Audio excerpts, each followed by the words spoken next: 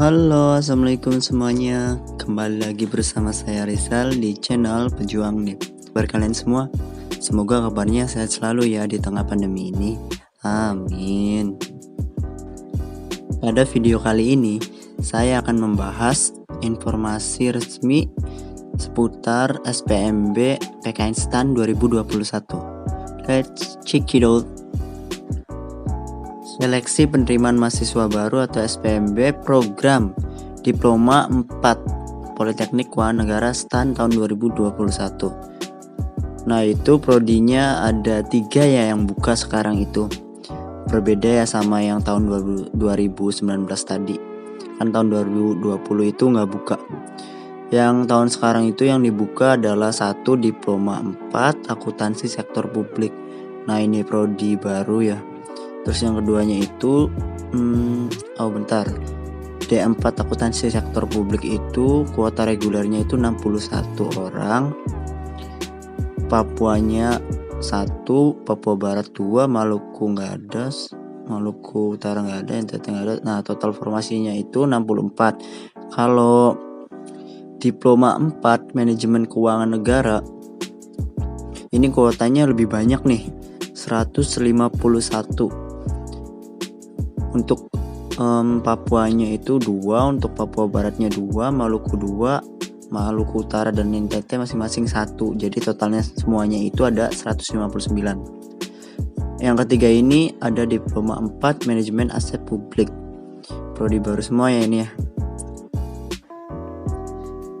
Sebelumnya ini nggak terlalu famous ini 3 prodi ini tuh, malah baru semua ini ya. Kan biasanya kalau PKN STAN itu identiknya sama pajak, KBN, kebenaran negara gitu, sama apalagi tuh bea cukai dan lain-lain gitu ya. Nah, kuotanya itu untuk D4 Manajemen Aset Publik kuota regulernya itu ada 50. Sementara Papua Barat, Maluku Utaranya cuman ada Papua aja yang kuotanya 2. Nah, jumlah keseluruhan formasi atau kebutuhannya itu ada 275 ya. Ini angkanya mirip sama ini IPK minimal PKN STAN tuh. Biar nggak kena DO kan 2,75. Kok angkanya mirip ya? Cuman beda peletakan koma aja. Kalau ini kan 275,0. Atau bisa dibilang gak ada komanya, bisa dihilangin komanya. Oke, kita langsung ke syarat-syarat pendaftaran. Yang pertama itu persyaratan lulusan. Untuk program reguler itu lulusan tahun 2020 dan sebelumnya. Berarti kalau sebelumnya itu tahun 2019 ya, yang masih memenuhi syarat gitu ya. Jadi umurnya itu masih 20 tahun per 1 September kalau nggak salah. Iya bener sih biasanya gitu. Terus yang keduanya itu program afirmasi. Terus selanjutnya persyaratan nilai, bukan hasil pembulatan bagi peserta. Yang A itu lulusan tahun 2020 dan sebelumnya memiliki nilai ujian pada ijazah tidak kurang dari 70 dengan skala 100 atau ini tuh tidak kurang dari 70 berarti nilai rata-rata ujian pada ijazah. Kalian bisa lihat nilai kaliannya di belakang ijazah gitu. Kurang dari 70 atau lebih dari 70. Terus selanjutnya yang B itu calon lulusan tahun 2021 memiliki rata-rata rapor untuk komponen pengetahuan pada 5 semester. Gasal genap untuk semester. Untuk kelas 10 dan 11 serta semester gasal untuk kelas 12 tidak kurang dari 70 dengan skala 100. Nah, ini jadi nanti kalian mengupload nilai rata-rata rapot yang komponen pengetahuannya aja. Jadi untuk komponen keterampilan itu nggak usah. Jadi komponen pengetahuan semester 1 sampai semester 5 kalian itu ini dijumlahkan semua rata-ratanya gitu. Untuk ini ya yang bagian umumnya aja. Kalau yang misalnya peminatan itu mata pelajaran yang peminatan itu nggak dimasukin ya, yang mata pelajaran yang umum aja gitu. Misalnya kan ada, kalau SMA kan ada ini, SMA MIPA kan ada matematika sama matematika peminatan gitu ya, ada 2 matematikanya. Nah yang diambil itu matematika yang umum aja gitu, yang satu, yang peminatannya enggak. Selanjutnya, usia maksimal pada tanggal 1 September 2021 adalah 21 tahun. Dalam pengertian calon peserta yang lahir sebelum tanggal 1 September 2000 tidak diperkenankan untuk mendaftar. Usia minimal pada tanggal 1 September 2021 adalah 15 tahun. Nah, untuk poin ini udah jelas ya.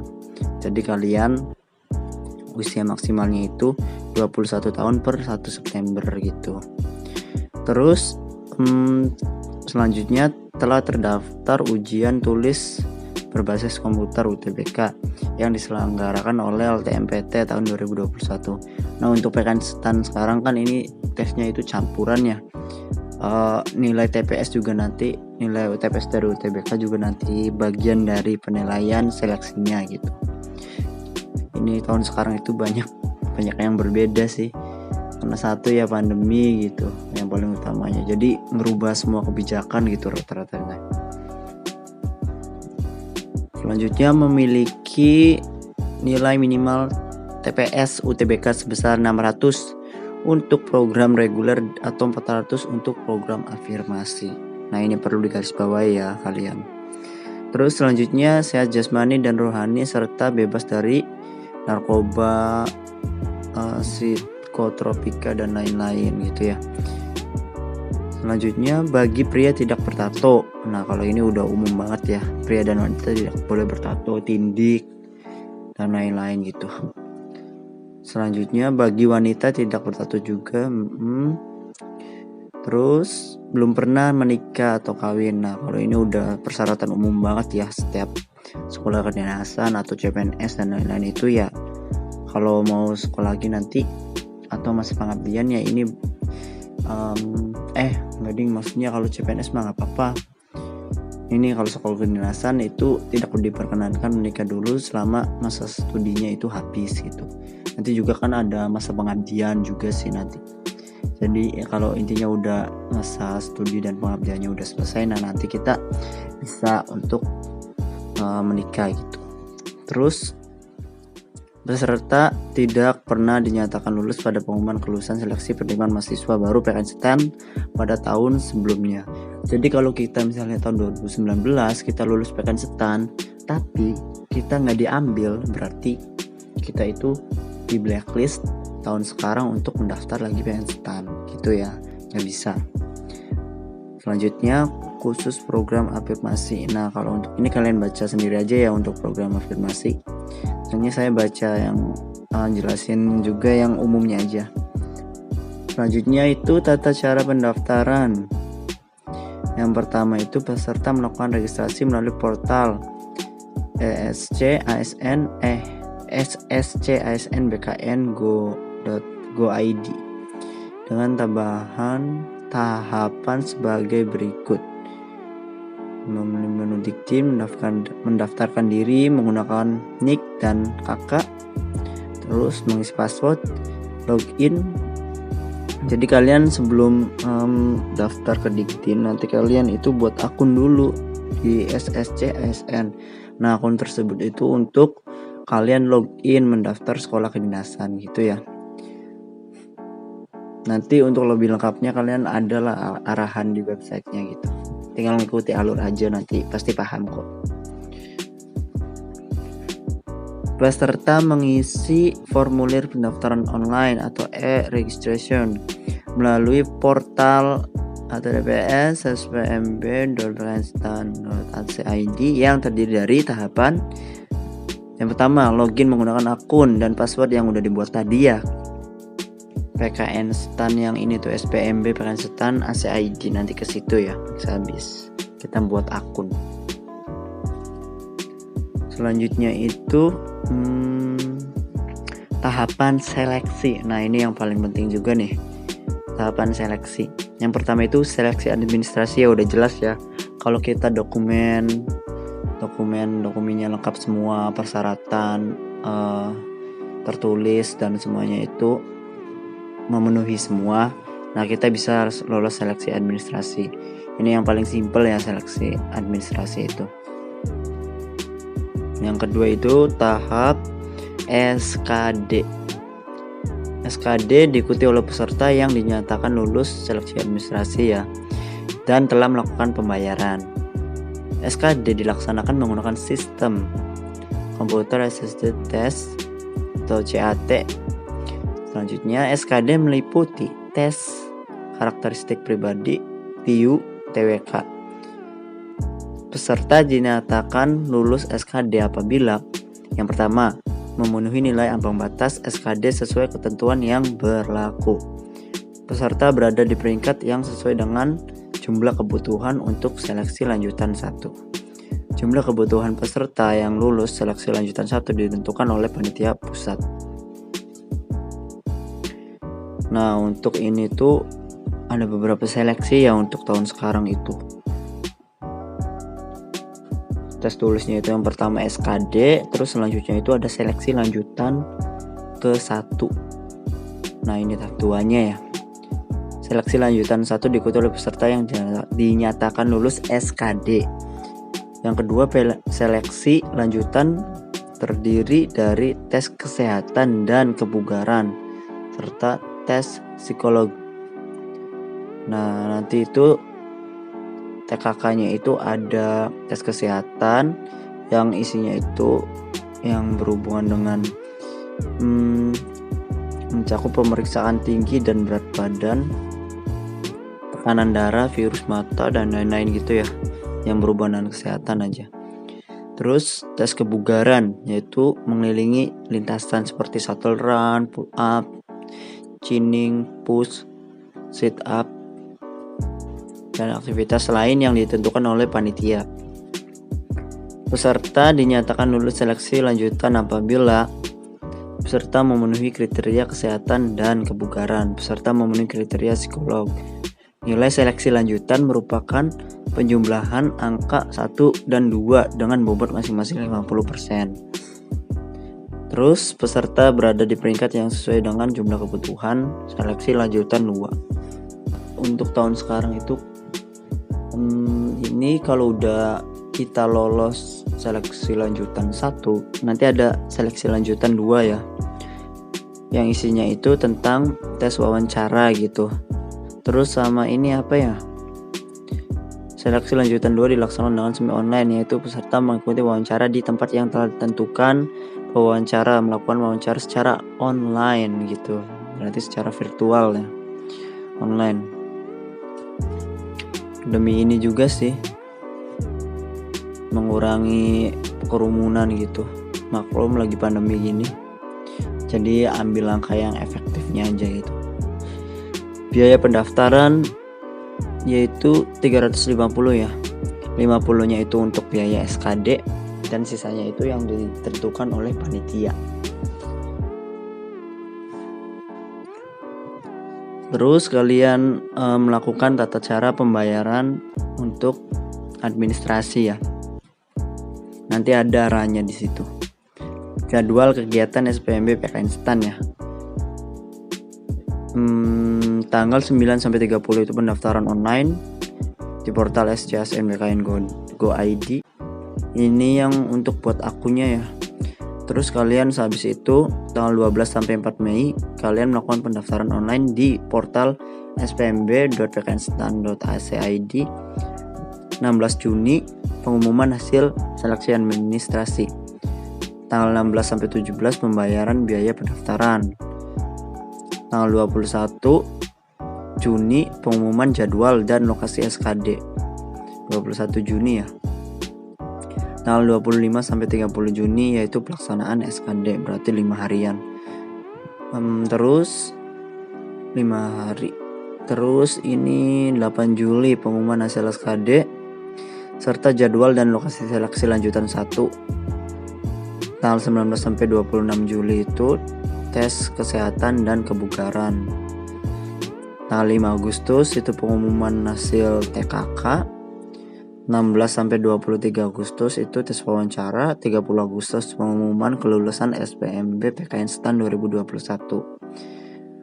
Tanggal 6 sampai 10 September itu pendaftaran ulang ya gitu. Nah, akhir September nanti udah mulai belajar, udah mulai pendidikan. Kalian udah resmi jadi mahasiswa PKN STAN. Ini ada info tambahan juga ya untuk pendaftaran ulang. Pendaftaran ulang merupakan bagian ini dari PKN STAN 2021. Terus ini apabila dalam proses pendaftaran ulang diketahui bahwa calon mahasiswa tidak memenuhi persyaratan sesuai ketentuan yang tercantum dalam pengumuman ini, maka yang bersangkutan dinyatakan tidak lulus dan tidak diterima sebagai maba PKN STAN. Terus pendaftaran ulang wajib dihadiri langsung oleh calon mahasiswa serta tidak dapat diwakilkan ya. Ini juga ada tambahan ya. Peserta wajib membawa KPU atau kartu ujiannya ya nanti ya pada saat pelaksanaan seleksi. Terus panitia pusat berwenang memindahkan lokasi ujian yang sebelumnya telah dipilih peserta ke lokasi ujian lain yang terdekat. Panitia pusat berwenang untuk mengoptimalkan formasi atau kebutuhan itu ya. Semua biaya ditanggung oleh peserta semua ya. Terus dalam rangka SPM PKN STAN tahun 2021 tidak ada surat penyurat atau sejenisnya dan dispensasi dalam bentuk apapun gitu. Jadi misal kita berhalangan ikut tes ya udah kita udah dipastikan gugur gitu. Jadi nggak ada dispensasi apapun atau nggak ada toleran apapun gitu. Kelulusan peserta adalah murni dari prestasi peserta sendiri. Nah untuk kuota PKN STAN sekarang kan ini ya 275, sangat jauh dari tahun sebelumnya itu yang dibuka pada tahun 2019 yang kuotanya itu sekitar berapa itu ya, saya lupa detailnya, kurang dari 5.000 kali ya kalau nggak salah. Intinya masih ribuan lah, masih banyak gitu. Yang terbanyak pertama gitu setelah IPDN gitu. Sekarang cuman ratusan. Jadi untuk kalian yang dirasa udah belajar mati-matian, udah persiapannya mateng, kalian wajib ini sih daftar aja gitu. Kalian yakin aja kalau kalian bisa.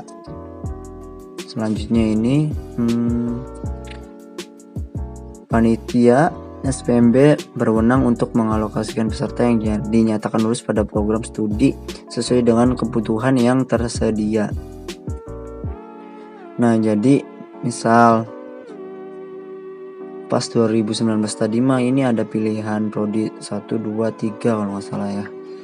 Nah kita itu nanti nggak tahu kalau yang sekarang ini ada pilihan prodinya nggak. Maksudnya misalnya kayak yang 2019 tadi yaitu ada prodi 1, prodi 2, prodi 3 gitu. Misal kita tadi prodi manajemen aset ya tadi itu ya, yang pertama. Terus yang keduanya itu yang lainnya gitu. Nah misal kuota yang pertamanya itu udah penuh, nah kita itu nggak bisa masuk ke kuota yang prodi yang pertama itu karena nilai kita nggak cukup buat prodi yang utama tersebut. Nah nanti jadi kalau nilai kita masih bagus, nah nilai kita itu masih bisa dioper ke prodi yang lainnya sesuai dengan pilihan prodi yang kedua atau ketiga dari kita sendiri gitu. Jadi keputusan panitia ini nggak bisa diganggu gugat ya. Nah untuk ini itu tadi info resminya dipublish pada tanggal 9 April 2021 ya, pas tadi malam. Oke, sekian dulu ya informasi dari saya, semoga bermanfaat untuk kalian. Jangan lupa like, subscribe, nyalakan lonceng ya kalau video ini bermanfaat untuk kalian. Nanti saya akan ini juga menyertakan link pengumuman ini ya di deskripsi. Oke, maaf ya kalau ada salah kata. See you next video. Salam pejuang NIP.